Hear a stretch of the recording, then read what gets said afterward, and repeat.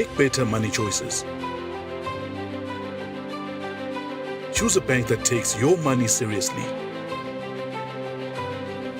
Business Watch is brought to you by Nedbank.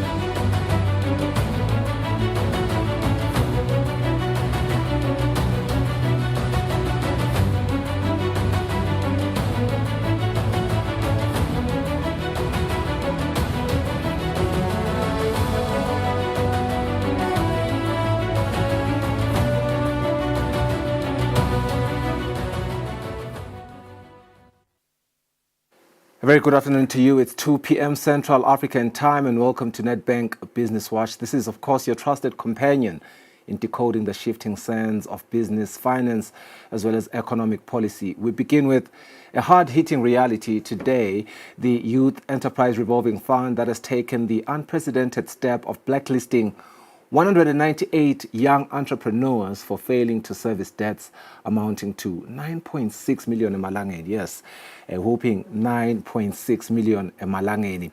The fund's CEO, Mandla Nkambule, insists that this was a last resort after multiple engagement efforts, including business management training. What does this mean for the state of youth entrepreneurship? We will get the answer through our business news today. We will then turn our lens to the regional trade landscape. SADC is sounding the alarm on a slump in goods trade, urging member states to leverage the often overlooked but high potential trade in services. What does this shift entail, and how can Eswatini position itself advantageously? That is another story that we are tracking in our business news today. We'll then shift our focus and move on to our economic update, where the breaking news this just in the last hour of the day, the government of Eswatini has of course revised the Esera tariff hike, capping it at 8% for 2025-2026 and 7% for 2026-2027. Meanwhile, the Central Bank of Eswatini has adjusted its inflation forecast upwards to 5.25%, citing shifting U.S. trade policies and rising oil prices as key risks. Economist Sanele Sibia joins us to break down the implications for businesses as well as consumers alike on both developments. The new tariff, the new tariff number, the 8 and 7% apart by the Minister for Natural Resources and Energy, Prince Lonkokela, as well as that inflation story under the Central Bank of Eswatini. We do have our Dine with a Nedbank segment. We are going to bring a fresh financial solution that is aimed at empowering communities, the Nedbank Club Savings Account. No maintenance fees and competitive interest rates. It is designed to bolster financial resilience for savings clubs as well as community groups. We're going to unpack with the SME consultant, Kosi Ngwenya. Finally, Enterprise Watch, we look at the call by His Majesty King Mswati III, who has called for an enhanced SETCO model to transform communities into economic hubs. We're going to speak to SETCO CEO Ketiwe Mhlanga about their soon-to-launch iHub and how it aligns with the King's vision. That is a conversation with our very capable business journalist, Nelsiwe Ndlangamandla. A full plate of business intelligence awaits you on the show today before we cap it off by decoding the market rates of the day with a treasury dealer from Nedbank Eswatini. Let's get started. Digital helps you make cross-border payments. Human gives you global specialists. Digital allows you to apply for a loan anytime, anywhere. Human connects you to credit experts. Digital puts you in control of your money, while Human connects you to wealth advisors. Digital allows you to freeze, unfreeze, cancel, and reorder your card. Human gives you that personal touch. Digital when you want it. Human when you need it. Get the complete private banking experience with Nedbank Private Clients.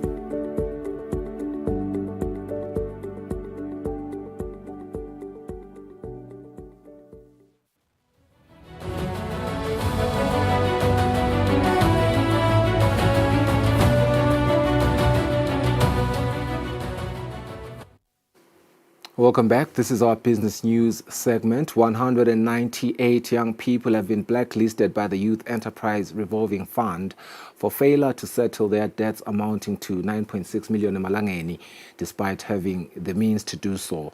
The Chief Executive Officer, Mandla Nkambule, says blacklisting these small business owners is the last resort as they engage them in numerous times. They have engaged them numerous times, even proving training on business management where possible.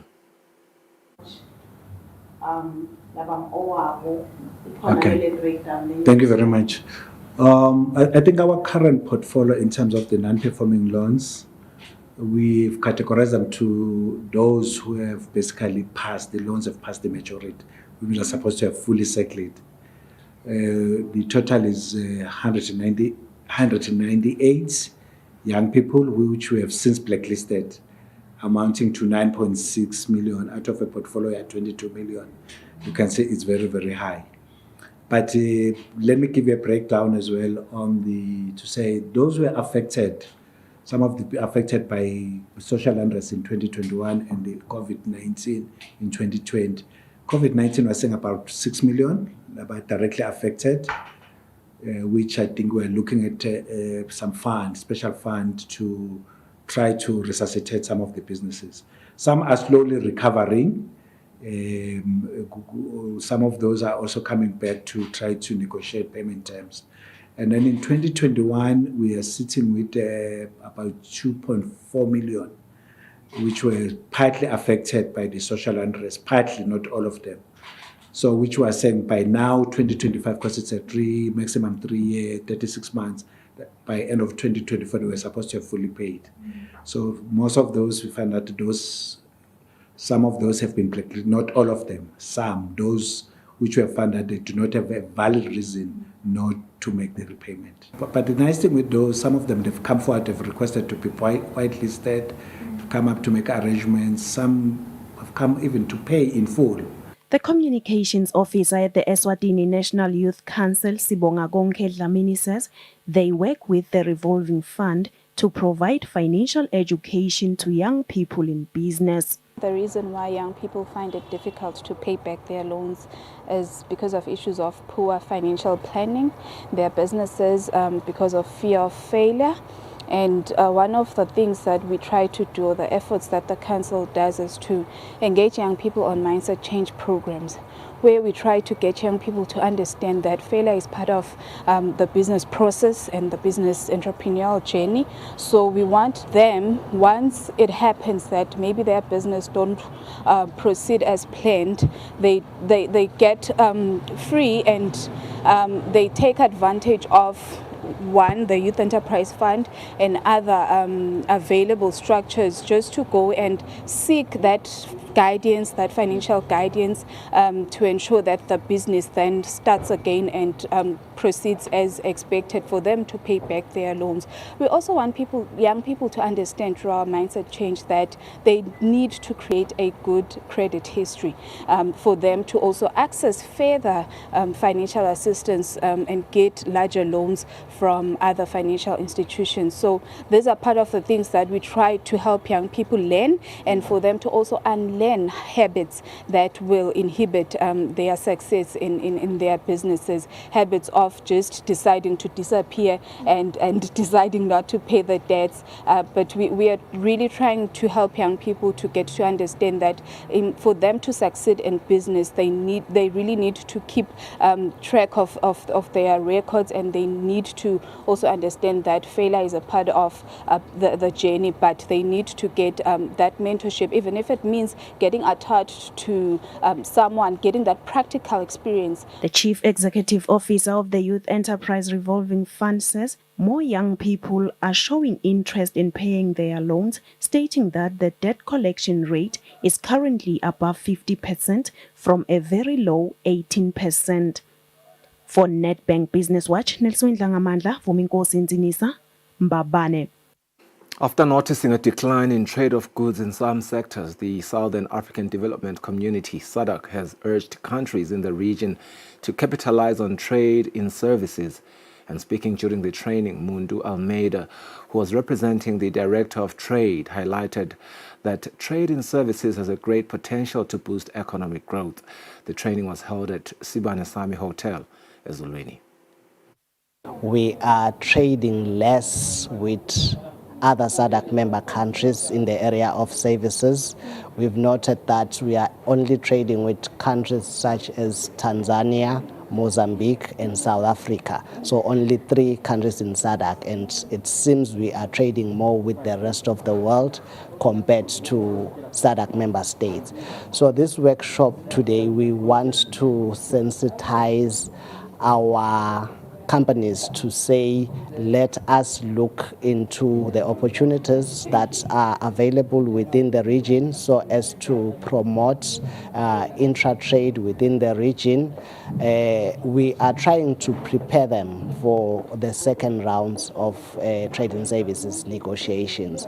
So we want to hear our views and also try to assist them on how best we can structure our schedules as we prepare for the second round of negotiations. Viola Sawere, Trade and Services Advisor at SADC, explains why they decided to conduct such a training. In SADC, what we have observed, we see more and more countries are now losing the contribution of manufacturing, agriculture into their national economies in terms of the gross domestic product.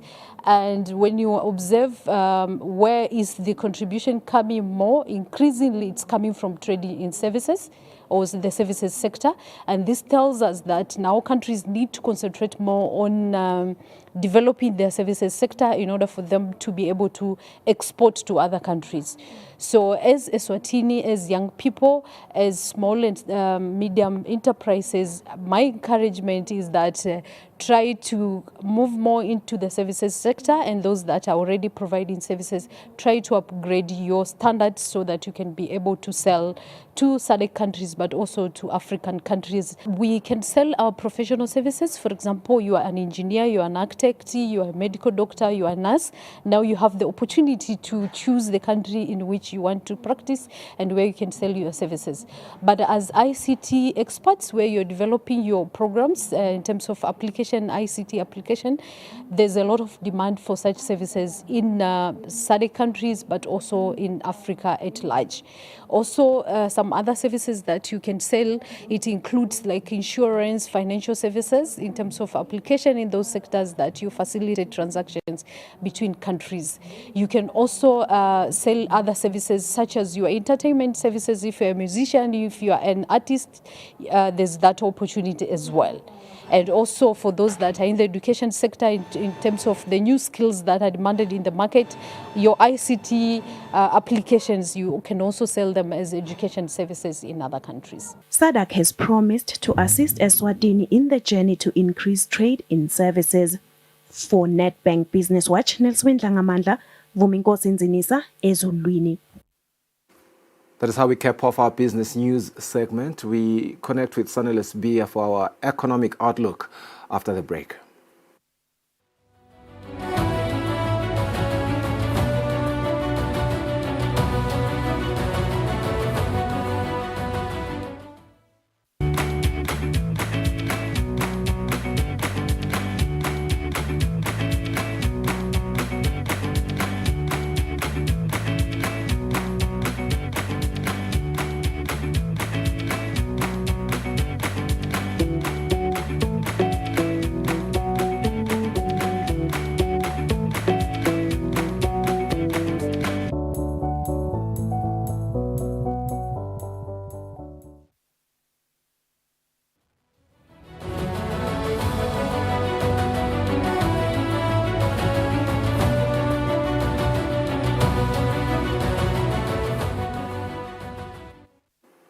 Welcome back to the program. This is our economic outlook segment. Few things shape economic confidence like a government that listens. The recent review of the Yesera tariff decision sees electricity hikes capped at 8% for 2025-2026 and 7% for 2026-2027, less than what was initially proposed. In fact, significantly less than what was initially proposed. Meanwhile, inflation concerns persist. The Central Bank of Eswatini has revised its inflation forecast upwards to 5.25%, attributing the shift to global trade policy changes, particularly in the United States, and rising oil prices. Sanela Sbia joins us now virtually to decode what this means for Eswatini and our economic stability as the nation. Sanela, a very good afternoon to you and welcome to the program. We are hearing these news from the Ministry of Natural Resources and Energy, speaking to what we saw when this week started, something that had social media buzz and a lot of Eswatini enraged with the tariff hikes. How do you assess this new development, how significant it is, this intervention, and what does it signal about economic policy direction? Thank you, Mr. Ngumalo, and good afternoon to the viewer. So what we are seeing here is a situation where I think the concerns of the nation were somewhat heard. So somebody listened and somebody listened to the outcry. But the fact that we are still seeing an increase means, we are going to see electricity prices going up in April, but they're going to go out by, say, around 8% right now and 7% the following year, not with the 14.2%, so 14.02% that we had seen earlier on. So that means right now we are going to get a bit of, we had projected that 100 rands would get you, say, around 32 units. So right now that means we're going to be right closer to that 30,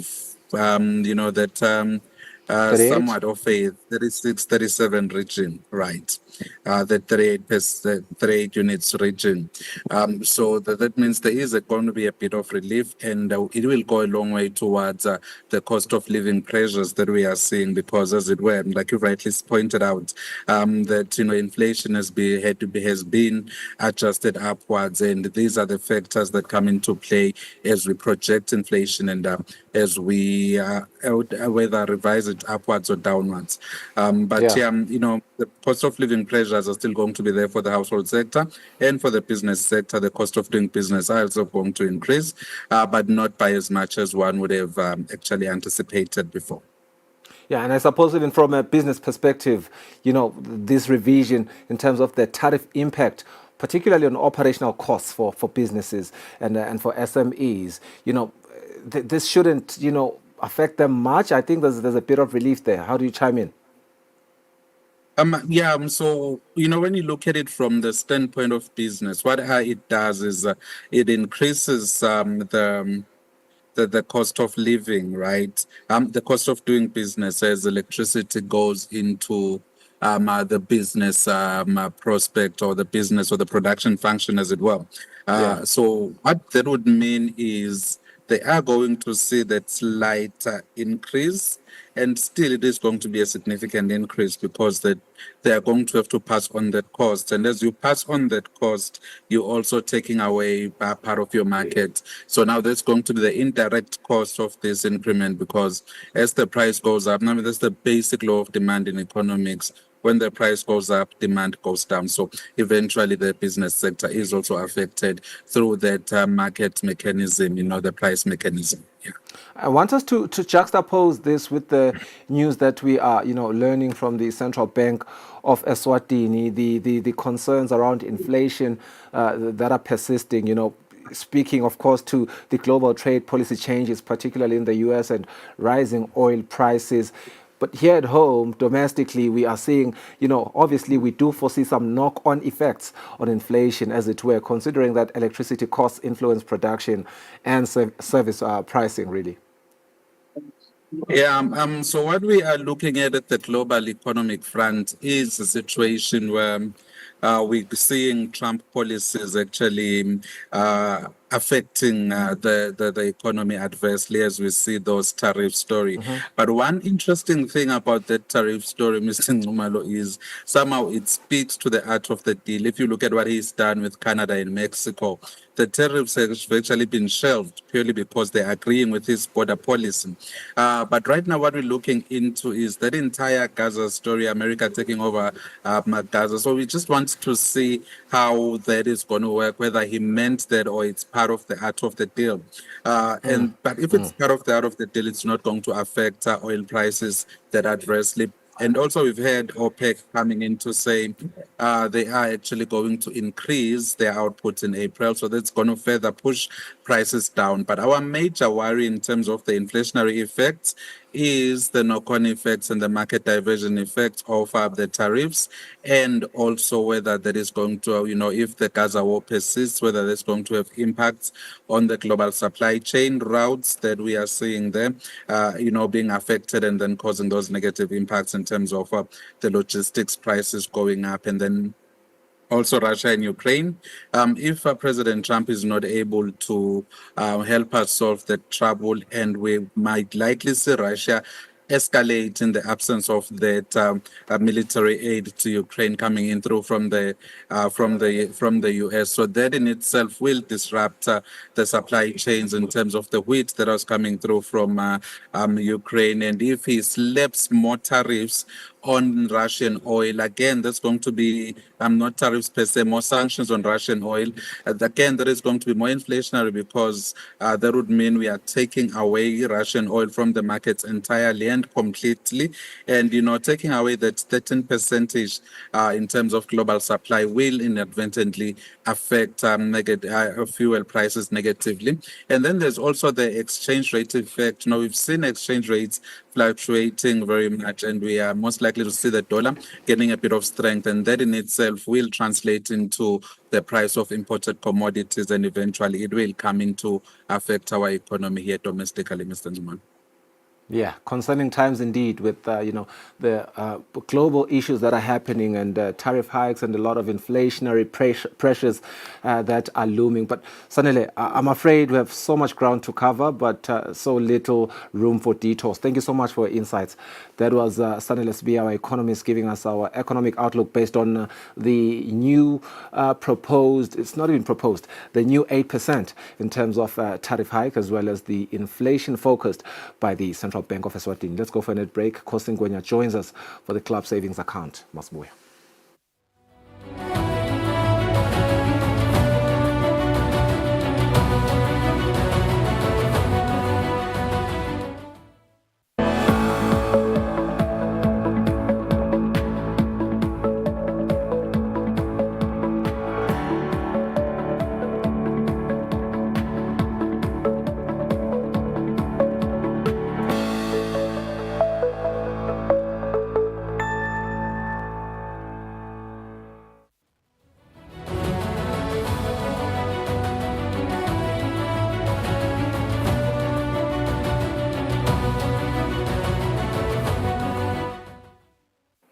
Welcome back, and thank you for staying with us. This is Nedbank Business Watch. We get into an interesting segment.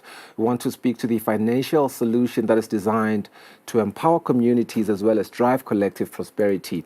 Now, imagine a savings platform that doesn't just safeguard your money, but actively works to build financial resilience for you and your group. That is very important. And I can sort of assume that we all need that. The Nedbank Club Savings Account is more than just a savings tool. It is here. It is a gateway to structured financial growth, tailored for groups and shared financial goals.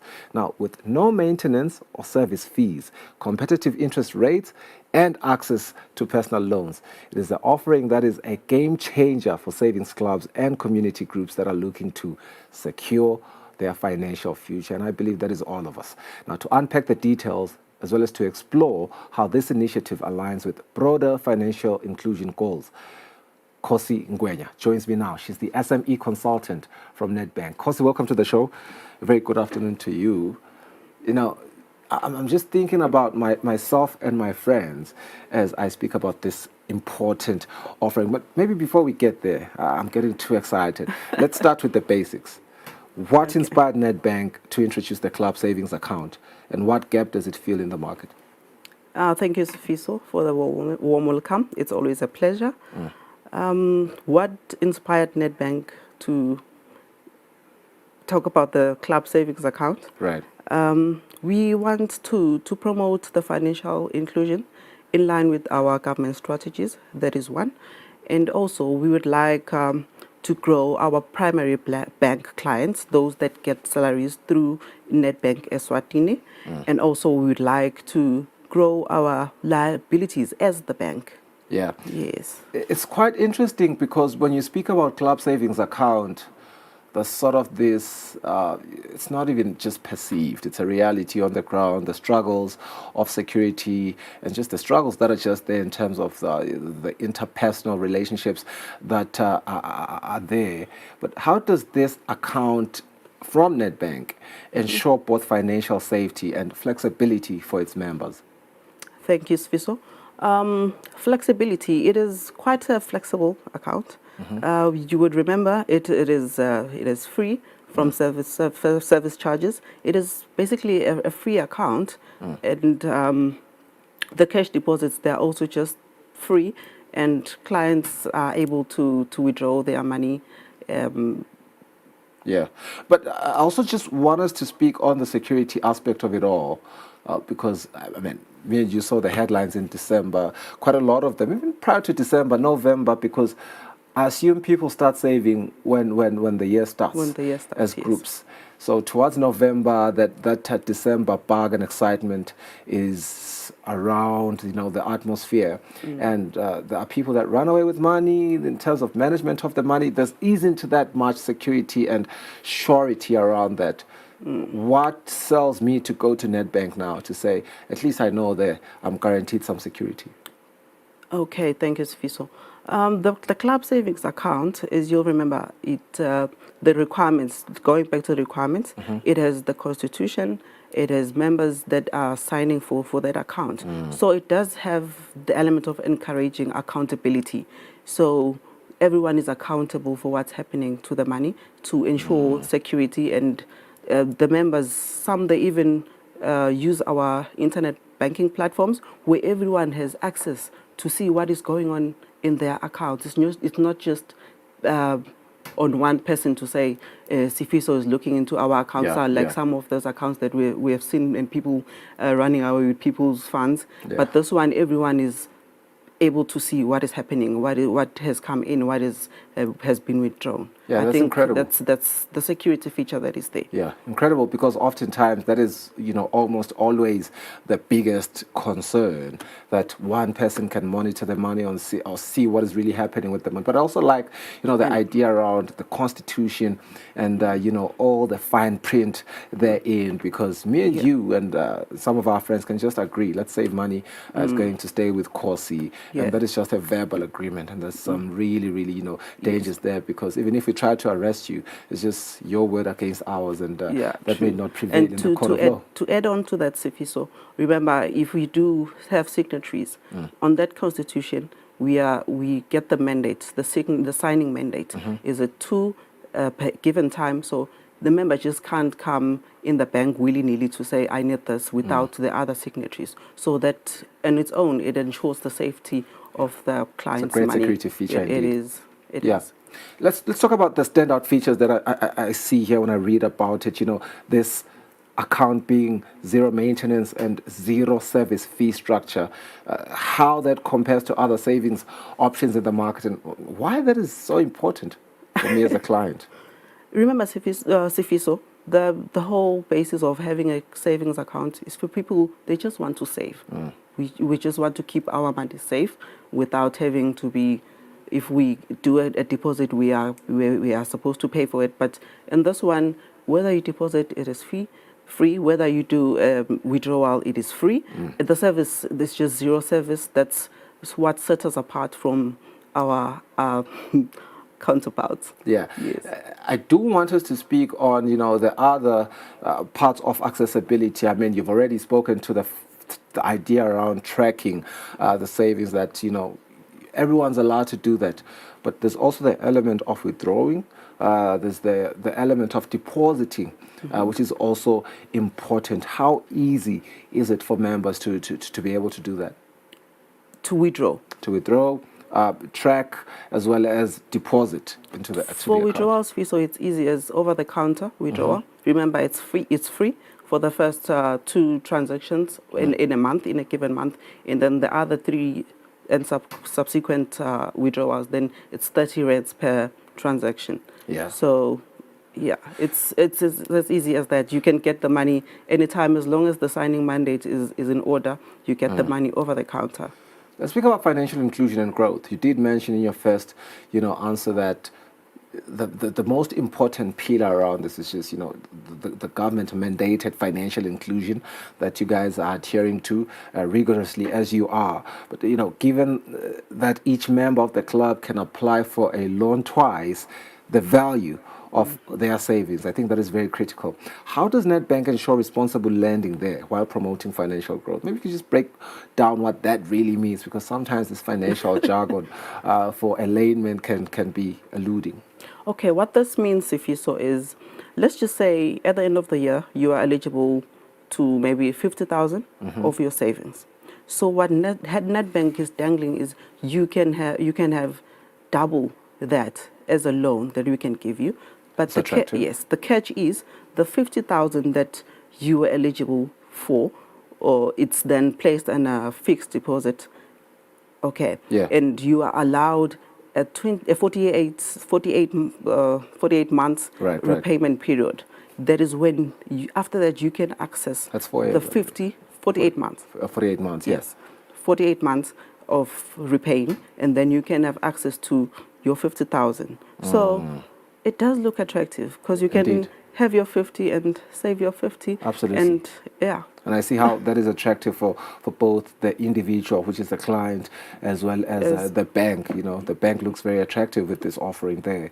Perhaps let's look at the campaign and future outlook of this offering, how the market has responded so far for this product, and some of the success stories that you may want to share here. Thank you, Sifiso. I am actually excited when you asked me about success stories. Right. We have women down south, the women that involved in the sugarcane industries now.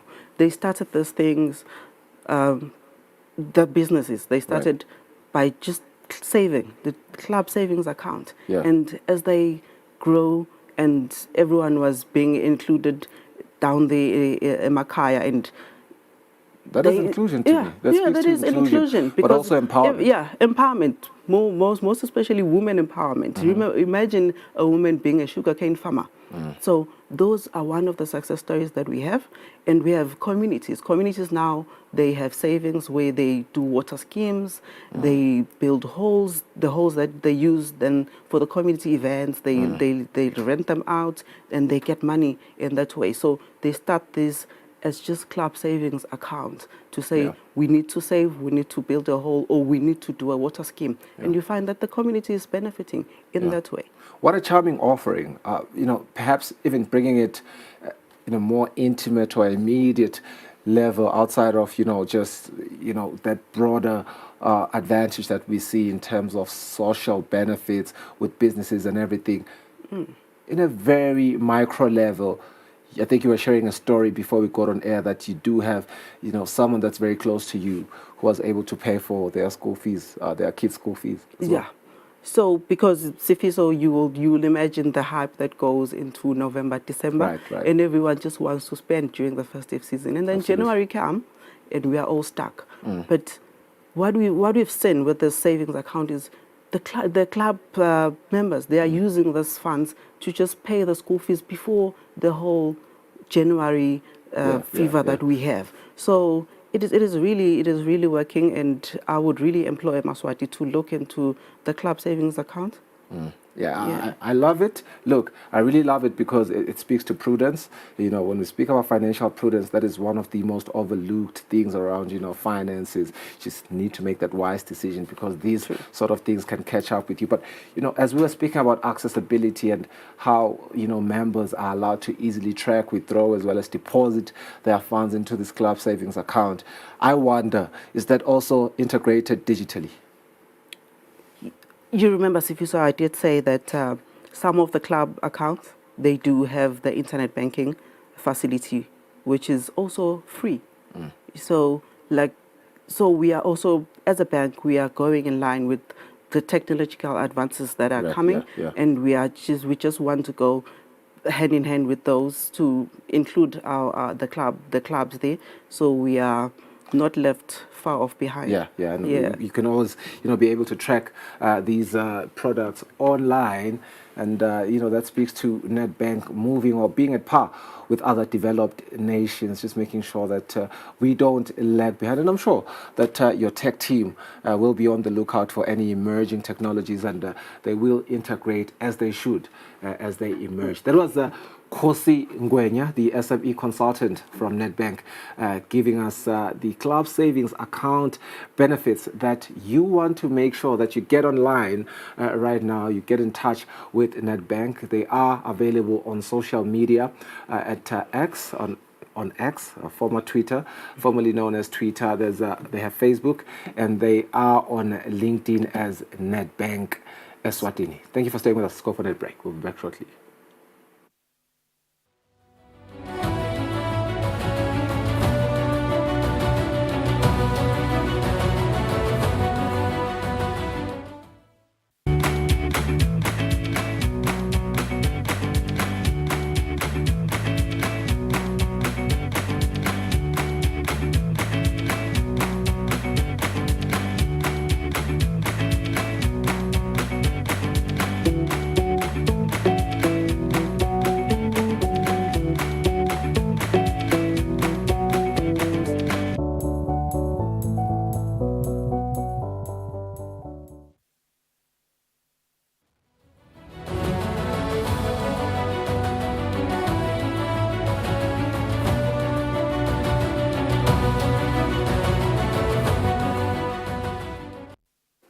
Thank you for staying with us and welcome back. This is our Enterprise Watch segment. When opening Parliament last week Friday, His Majesty King Mswati III said it is time that the SETCO model is improved into one that can turn communities into economic hubs through their entrepreneurial development programs.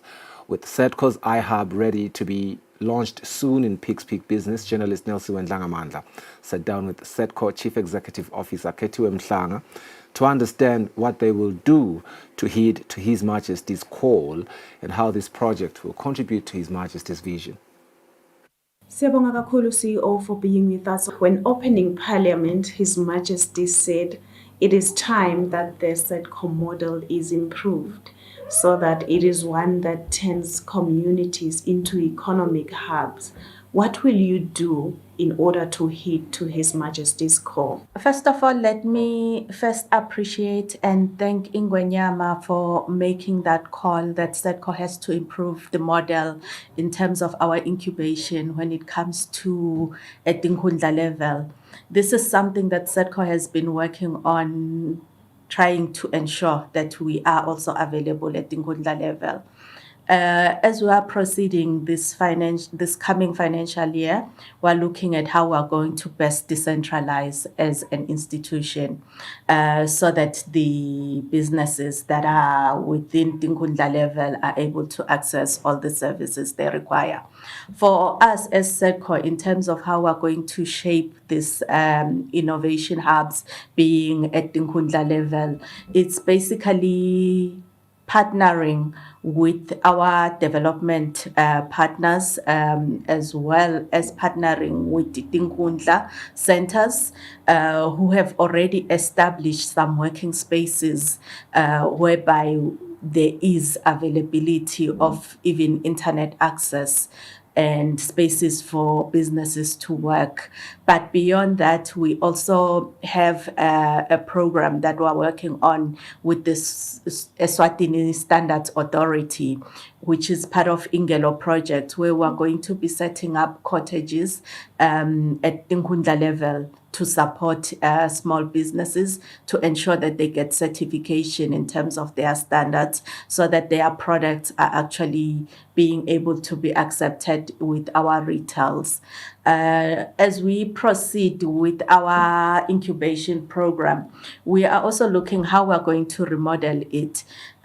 We've seen how it works in the urban areas in terms of we get our clients already established and we get them already basically paying for the services. At Tinkundla level, we want to have different types of models whereby we are able to cater even for those who don't have the funds to pay for rentals at the beginning. What is it that you are considering, CEO, when you locate these economic hubs? Because I feel like it should be something that is accessible to the people. For us, when we look at the Tinkundla level, we look at availability in terms of access to the utilities.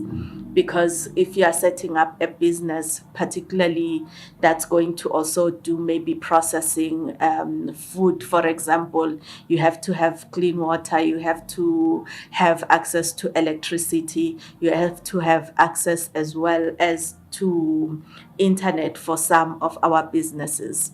When it comes to us now just focusing on an iHub that is just the digital space only, that one is just making sure that there will be access for the youth, for people with disabilities, and also for women. So it has to be a space that is safe for everyone to access it.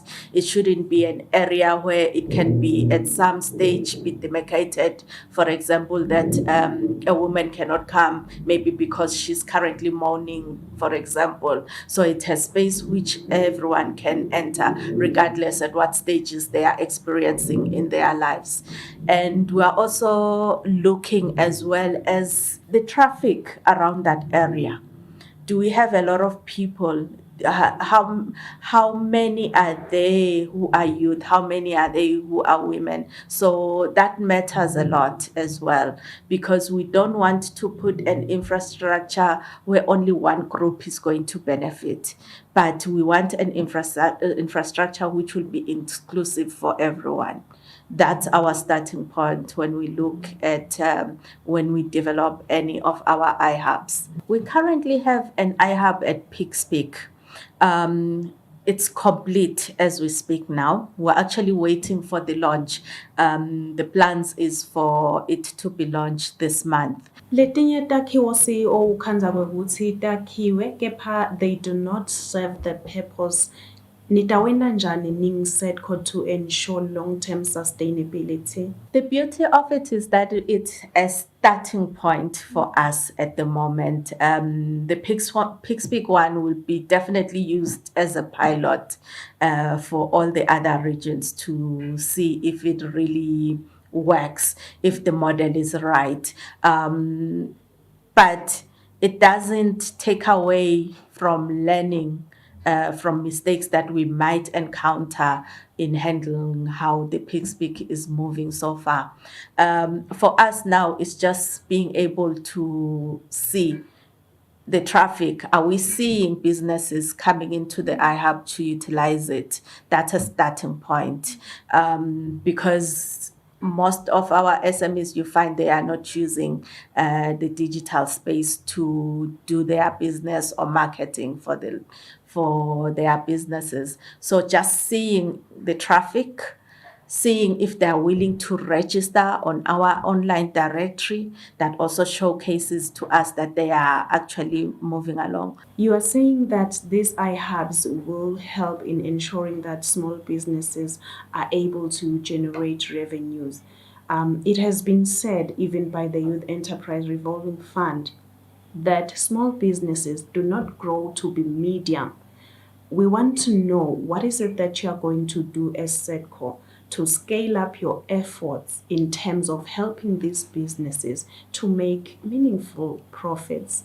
This year, I think what we have done or what we're going to do, because we've just started a process, what we're going to do for our SMEs is basically a starting point for us. We're going to have an engagement in terms of us now having our SMEs tell us exactly what they require.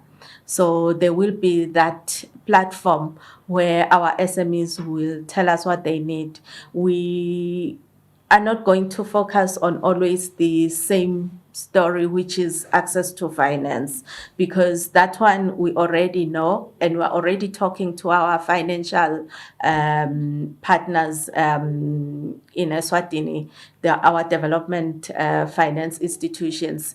We're already in talks with them on how best to support our SMEs here in Eswatini. So that one, I think it's already work in progress, and that support they will realize. But we're also working on looking and how can we get further support, for example, for our SMEs in getting the right equipment for them. We've seen what other countries are doing for their SMEs. They provide them equipment where they can work. So that equipment serve as sort of like a capital for them. And if we put them up in an infrastructure that has the equipment that is required and also meeting the standards that is required for the market, that shapes it for them to get the necessary certifications, for them to now consider putting their products in our local market and also exporting their products. So it would help them scale up their businesses in the sense that now they will be able maybe to produce more than if they were still producing in their little corners where they don't have the right equipment for the production. We are looking at making sure that there is infrastructure for all our SMEs in different levels, because sometimes the space at SEDCO is no longer sufficient for some of our entrepreneurs, so they might need bigger infrastructure. We sometimes have high expectations from our youth in them starting a business and then expecting them to be successful within a year. And that's not realistic. We have to be honest that a new business will have its ups and downs. And normally it takes about 3 years for it to stabilize, which is why the incubation process is quite critical, where they need to have that support of business coaching, having that maybe cushion of having infrastructure which comes with the proper equipment, which comes with also support in mentorship, and also comes with linkages to markets so that they are able to really take their time, produce, test their models. If something fails, they change their models, and clearly be able to solve a problem within our economy and really supply our economy in what we need in the products that they produce. You are speaking of very good initiatives, CEO, to help the small and medium enterprises this year. But I always want to speak about timelines. Maybe if you can make an example, Gutsi, by this time you wish to have helped so many SMEs. What is your target? Timelines, we can indicate that depending on how fast all our processes go, we should be able to have started with the implementations of at least having the cottages for the Ingelo project.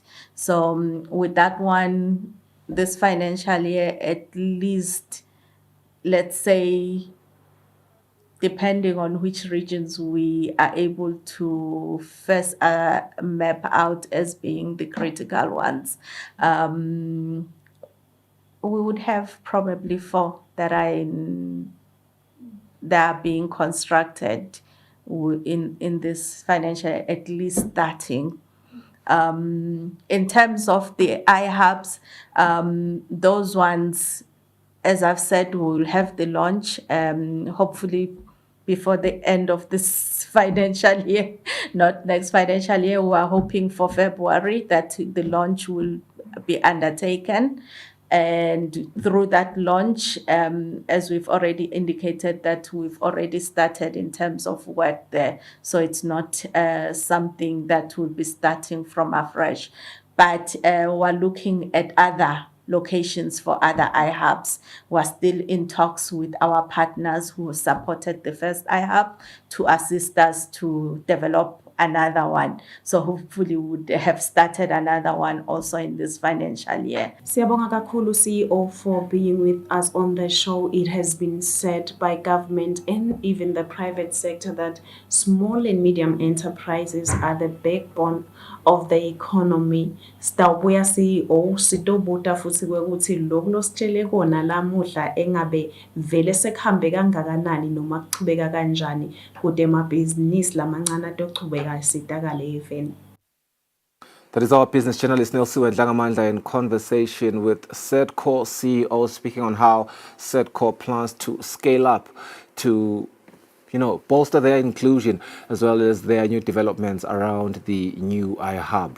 We are speaking with Bongani Mabuza, the Treasury Manager from Nedbank Eswatini in our market analysis segment.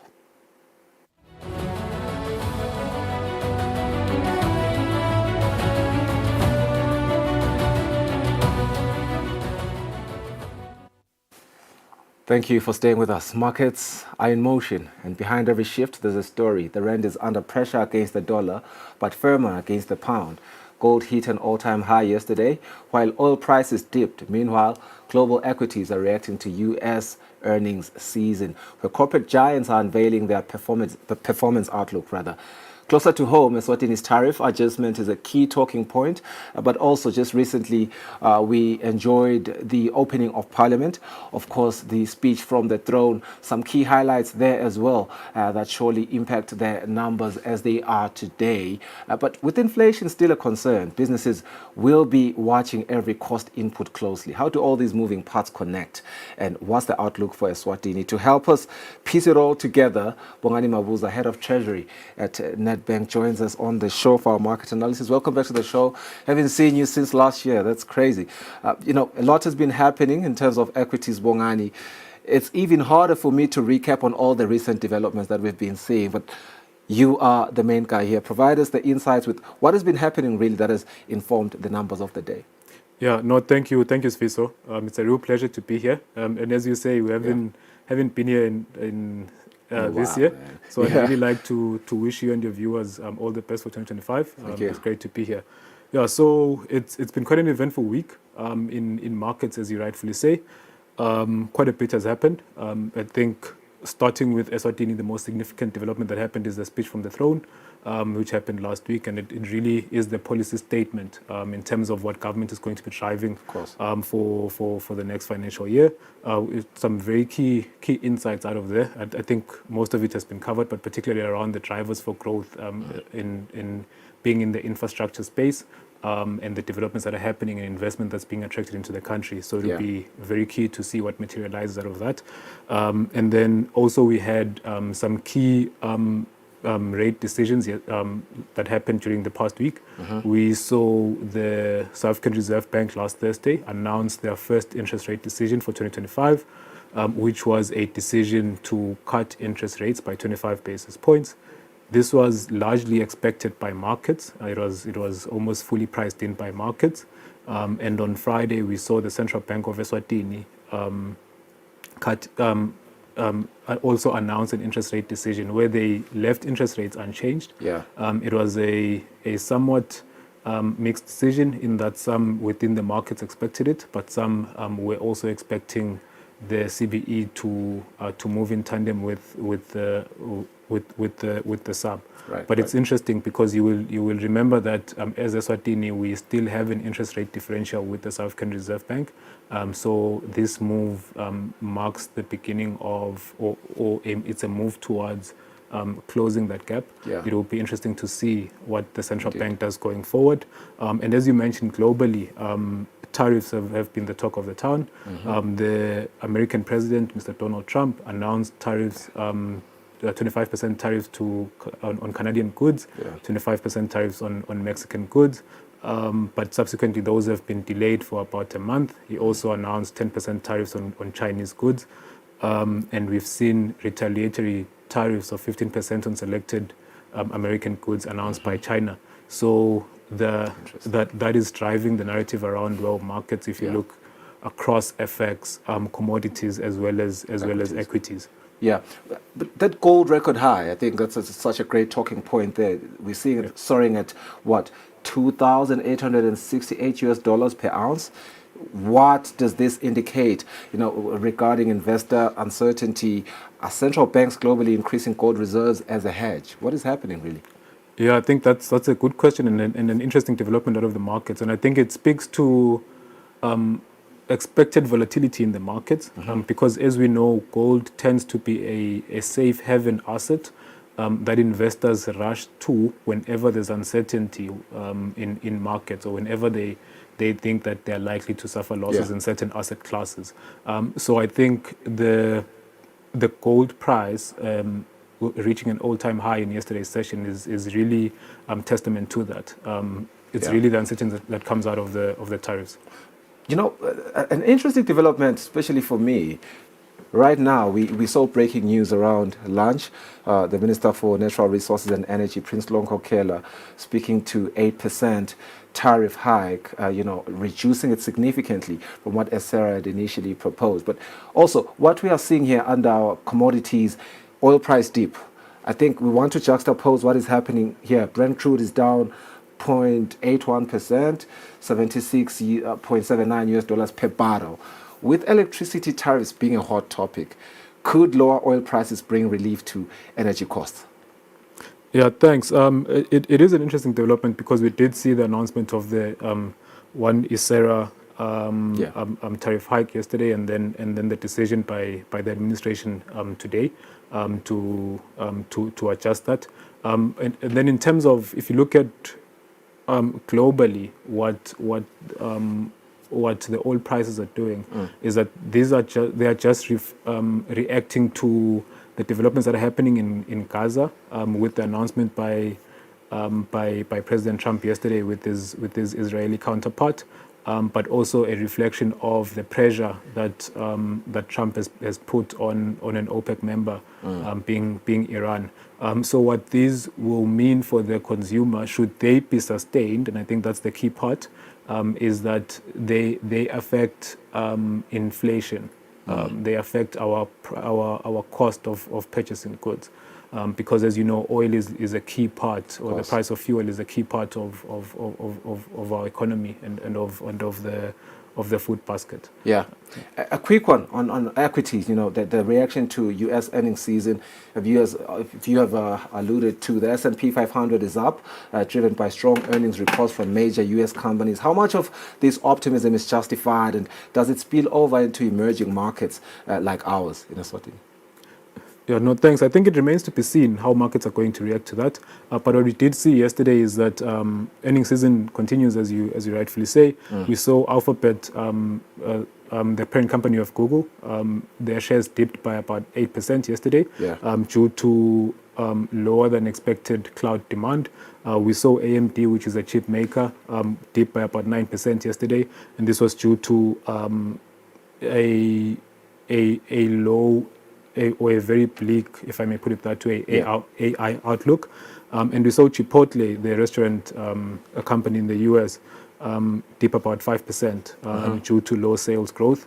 On the back of that, the overall S&P 500 was still up, which is a reflection of cooler sentiments after the after the Mexican and the Canadian tariffs were delayed. And today we expect Disney and Uber to announce their earnings. So it will be interesting to see over the next couple of days how equities markets react to the earnings by these major companies, as well as the policy uncertainty stemming out of the US. A lot of policy uncertainties around the world right now. But a quick one before we cap it off. The currencies today, the rand in focus in particular, it is down against the dollar, but it's up against the pound. What is the primary reaction here to these global market trends? Yeah, thanks. That's a keen observation. To be quite frank, it is ex-rand activity that is driving these prices. The rand is relatively stable right now, but what you are seeing is the other currencies react against the dollar, and because of everything that is happening around tariffs, the rand is pretty stable until tomorrow, as we are expecting the State of the Nation address by the South African president tomorrow evening. And we do expect quite a bit of possibly a bit of volatility either tomorrow, just before or just after the State of the Nation address by the South African president. In the interest of time, I'm afraid we can't really deep dive into the euro and the GBP, but we are seeing they are on the green there. But this has been Bongani Mabuza, Head of Treasury, Nedbank Eswatini, giving us his insights on the market rates of the day. Thank you to him, but thank you to you as well for staying with us on the show. This has been Nedbank Business Watch. Have a good day. Bye-bye.